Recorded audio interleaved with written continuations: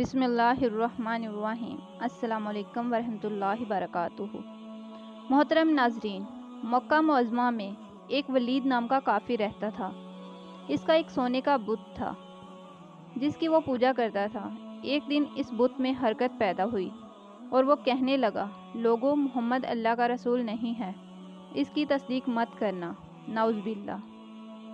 ولید بہت خوش ہوا اور باہر سب کو اس بارے میں بتایا کہ مبارک ہو، آج میرا معبود بولا ہے اور صاف صاف اس نے کہا ہے کہ محمد اللہ کا رسول نہیں ہے۔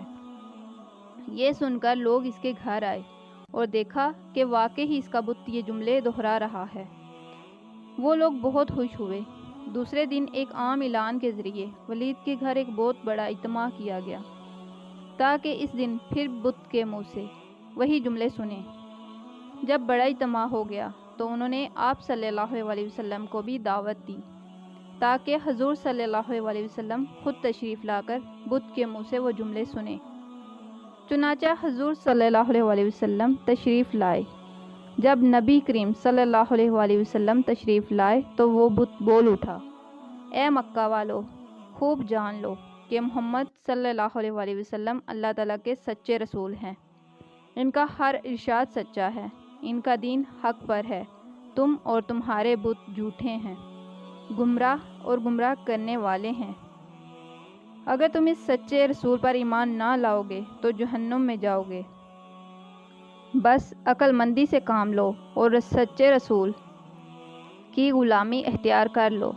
بت کی یہ باتیں سن کر ولید بہت گھبرایا اور اپنے معبود کو پکڑ کر زمین پر دے مارا اور اس کے ٹکڑے ٹکڑے کر دیے۔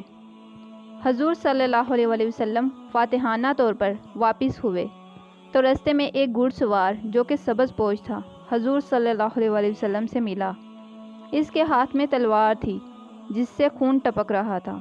حضور صلی اللہ علیہ وسلم نے فرمایا، تم کون ہو؟ بولا، حضور میں جن ہوں اور آپ صلی اللہ علیہ وسلم کا غلام اور مسلمان ہوں۔ جبل طور میں رہتا ہوں۔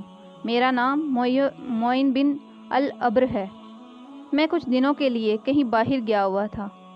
جب واپس آیا تو میرے گھر والے رو رہے تھے۔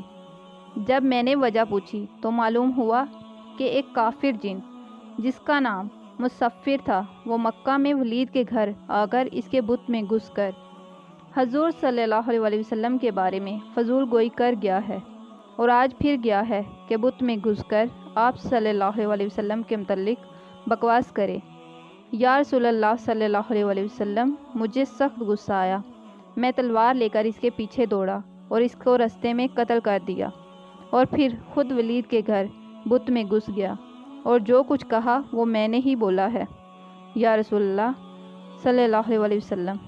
حضور صلی اللہ علیہ وسلم جب یہ قصہ سنا تو بڑی خوشی کا اظہار کیا اور پھر آپ صلی اللہ علیہ وسلم نے اپنے اس جن غلام کے لیے دعا فرمائی۔ محترم ناظرین، اگر آج کی ویڈیو اچھی لگی ہو تو اس کو لائک اور شیئر ضرور کریے گا اور مزید اس طرح کی اسلامی ویڈیوز آپ کو ملتی رہیں، اس کے لیے چینل کو سبسکرائب کرنا مت بھولیے گا۔ شکریہ۔